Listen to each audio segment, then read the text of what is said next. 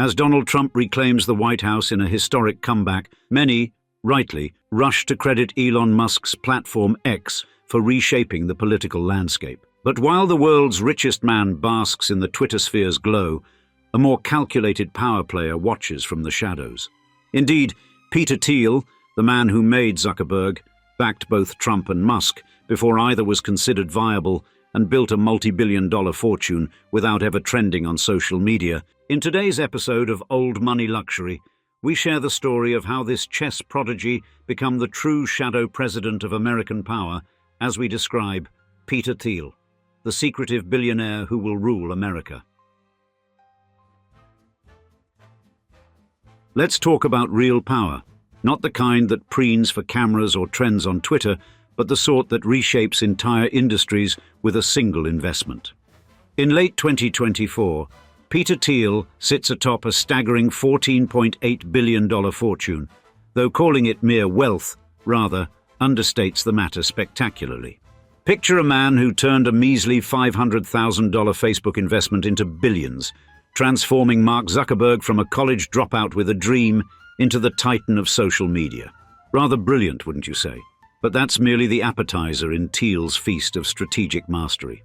The PayPal mafia don, as he's known in Silicon Valley circles, didn't stumble into success. After co-founding PayPal and orchestrating its $1.5 billion sale to eBay in 2002, he pocketed a cool $100 million. Most would have called it a day, perhaps bought a yacht or three, not Thiel. Instead, he founded Palantir Technologies, a data analytics behemoth that now holds contracts with the CIA and Department of Defense. Imagine having your company's tentacles deep within the most powerful intelligence agencies in the world. That's not business, that's influence of the highest order. His venture capital firm, Founders Fund, reads like a who's who of tech unicorns, SpaceX, Airbnb, and countless others. Each investment carefully chosen, each success methodically planned. Even his book, 0 to 1, has become sacred text for aspiring tech entrepreneurs, though few grasp the full scope of its author's influence. In 2016, while Silicon Valley's elite clutched their pearls in horror, Thiel boldly backed Donald Trump, speaking at the Republican National Convention and dropping $1.25 million into the campaign coffers. By 2022, he'd poured $32 million into various political campaigns, playing kingmaker with the precision of a chess grandmaster. Yet in 2023, something shifted. Thiel announced he wouldn't financially back any 2024 presidential candidates, a curious move for someone with such deep political pockets. Was it a retreat or a tactical repositioning? In classic Thiel fashion, he maintained his support, promising to continue, quote, in every other way possible, leaving the world to wonder what exactly that meant. Through his Thiel Fellowship, he's been quietly building an army of young innovators, paying them 6 figures each to skip university and pursue their entrepreneurial dreams. It's a direct challenge to traditional education and perfectly exemplifies Thiel's approach to disruption. And his Los Angeles mansion, sprawling across 1.3 acres near the infamous Playboy Mansion, serves as just one base of operations. With 9,000 square feet of calculated luxury, including a chef's kitchen that could service a small restaurant, it's hardly the dwelling of someone who craves the spotlight. No, Thiel's taste in real estate mirrors his approach to power, impressive yet purposeful. But to truly understand how a German-born chess prodigy transformed himself into Silicon Valley's most enigmatic power broker, we need to wind back the clock. The story begins far from the glittering tech campuses and political fundraisers, in a place where a young boy's mind was first shaped by international displacement and strategic thinking. Every transformative figure emerges from a specific historical and personal context, and for Peter Andreas Thiel, born in Frankfurt am Main on the 11th of October 1967, that context would prove extraordinarily formative. The child of Klaus Friedrich and Suzanne Thiel, his early years were marked by a pattern of displacement that would fundamentally shape his understanding of institutional systems and their malleability. When Peter was 1 year old, the family began their transformative journey across the Atlantic, settling first in Cleveland, Ohio. Klaus's work as a chemical engineer in various mining companies created an inherently nomadic existence, with young Peter and his younger brother Patrick Michael experiencing the kind of institutional fluidity that often breeds either adaptation or resistance. In Thiel's case, it would eventually produce both. The family's sojourn in South Africa and Southwest Africa, modern-day Namibia, exposed Thiel to stark institutional contrasts at a formative age. His experience at a Swakopmund school, with its mandatory uniforms and corporal punishment, provided an early education in institutional power dynamics. The practice of striking students' hands with rulers served as a visceral lesson in authoritarian control, one that would later fuel his philosophical resistance to uniformity and regimentation. Yet amid these dislocations, Thiel found sanctuary in realms of structured imagination. His deep engagement with Dungeons and Dragons and science fiction, particularly the works of Isaac Asimov and Robert A. Heinlein, offered alternative models of world-building. His profound connection to J.R.R. Tolkien's mythology, so deep that he would later name 6 of his companies, including Palantir Technologies and Mithril Capital, after elements from Middle-earth, suggested an early understanding of how narrative frameworks could shape reality. The family's 1977 settlement in Foster City, California, itself a testament to engineered possibility, built on reclaimed land from San Francisco Bay, marked a crucial stabilization. Here, Thiel's exceptional intellectual capabilities found fertile ground. His victory in a California-wide mathematics competition while at Bowditch Middle School signaled not just academic prowess, but a mind attuned to systematic thinking. At San Mateo High School, Thiel's intellectual framework began to crystallize. His engagement with Ayn Rand's philosophy coincided with his admiration for Reagan-era optimism and anti-communism, creating a distinctive fusion of libertarian thought and technological possibility. His selection as valedictorian of the class of 1985 marked not just academic achievement, but the emergence of a systematic worldview. The Stanford years proved decisive in unexpected ways. As an undergraduate, Thiel encountered René Girard, whose mimetic theory of human desire and competition would profoundly influence his understanding of social dynamics. When the university moved to replace its Western culture program with a culture, ideas and values course emphasizing diversity, Thiel responded by co-founding the Stanford Review in 1987.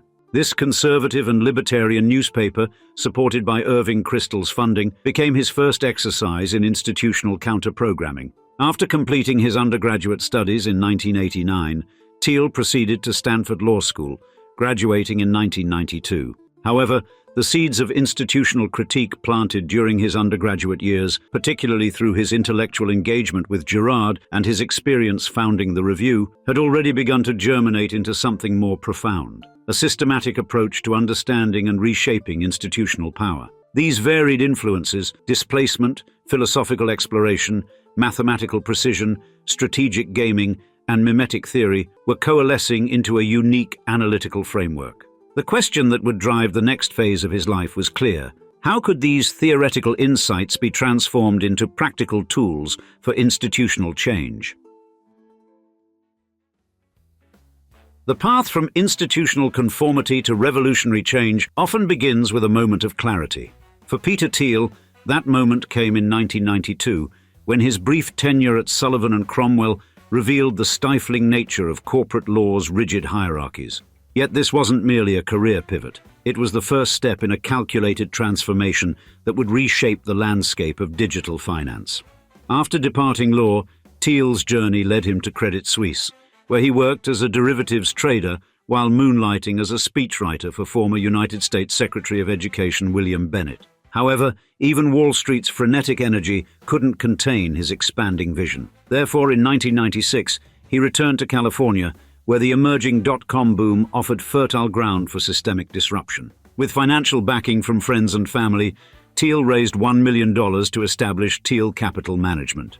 His first venture capital setback came quickly: a $100,000 investment in friend Luke Nosek's failed web-based calendar project. Yet this temporary defeat led to a fateful introduction when Nosek's friend Max Levchin presented his cryptography-related concept, which would eventually become their joint venture, Confinity, in 1998.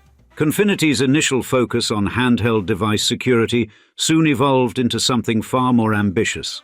Thiel recognized a critical gap in the digital payments landscape. While credit cards and ATM networks were expanding, many merchants lacked the necessary hardware for card transactions. This limitation forced consumers to rely on cash or checks, creating an opportunity for revolutionary change. The company's transformation into PayPal represented more than a mere pivot. It embodied Thiel's vision of liberation through technology. His vision thus extended beyond mere convenience, targeting the very foundations of state-controlled currency.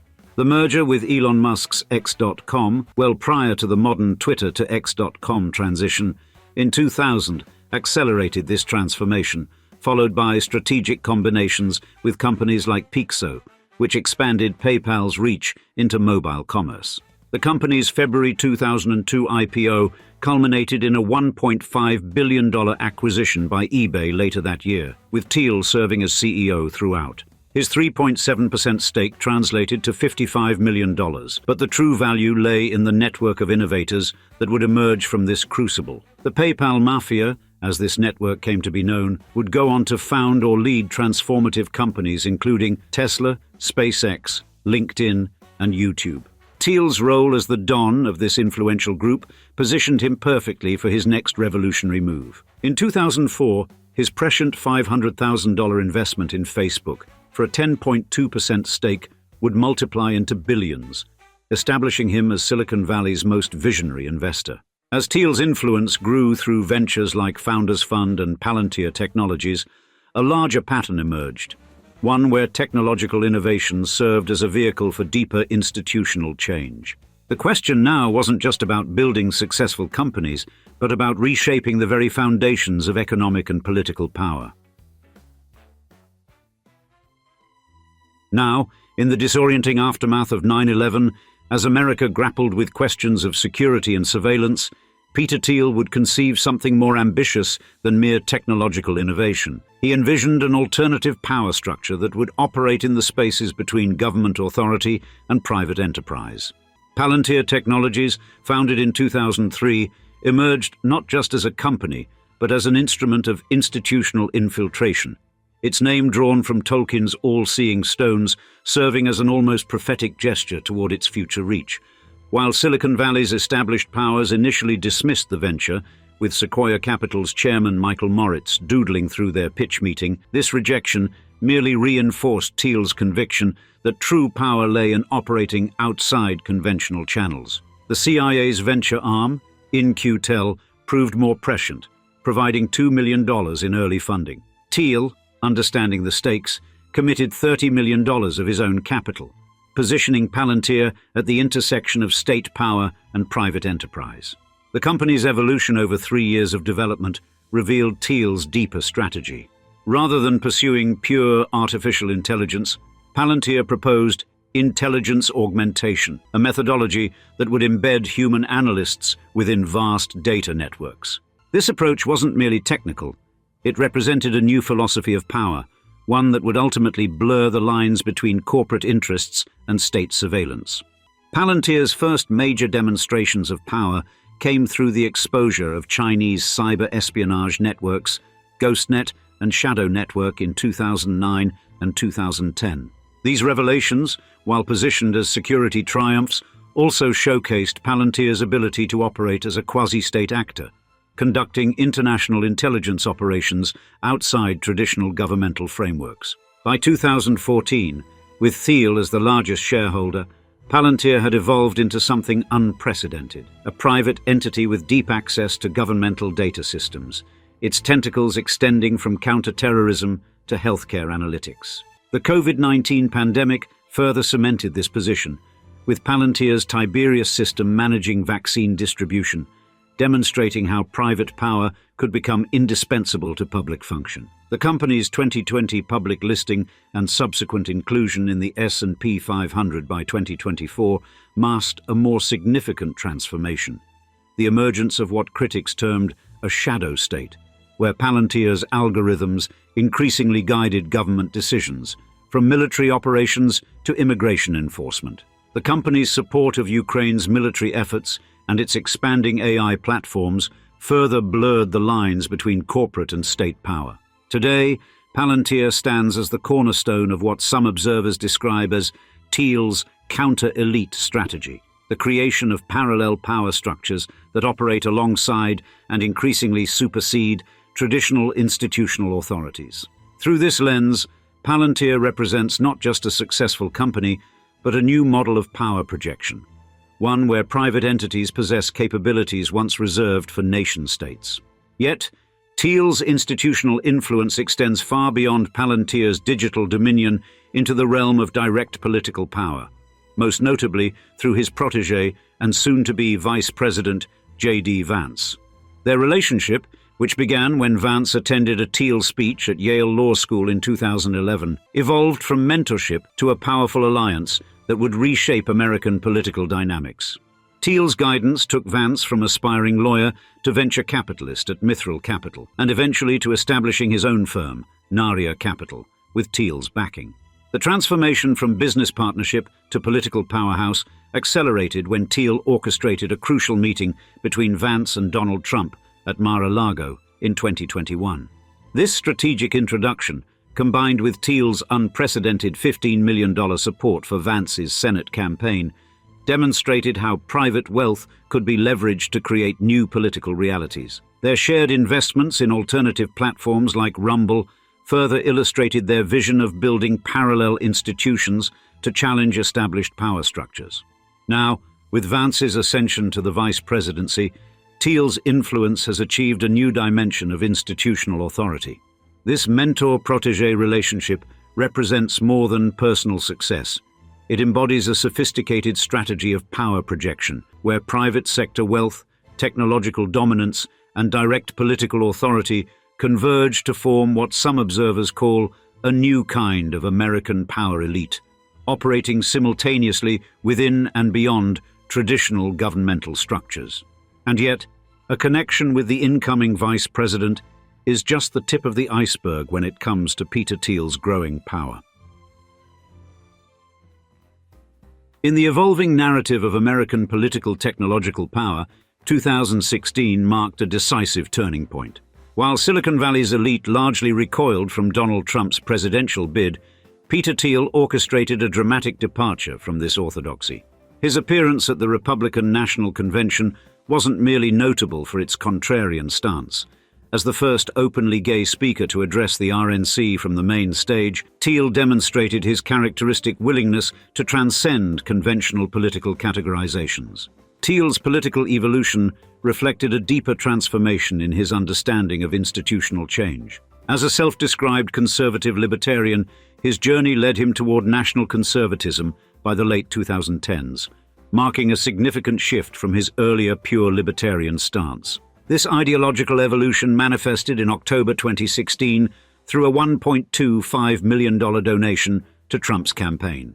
The aftermath of Trump's victory saw Thiel's influence expand dramatically, earning him a position on the executive committee of the president-elect's transition team. However, it was during the 2022 election cycle that his political investments reached unprecedented scale. His contributions included the aforementioned $15 million to J.D. Vance's Ohio Senate campaign and $10 million to Blake Masters' Arizona bid, both tech investors who had previously worked in Thiel's orbit.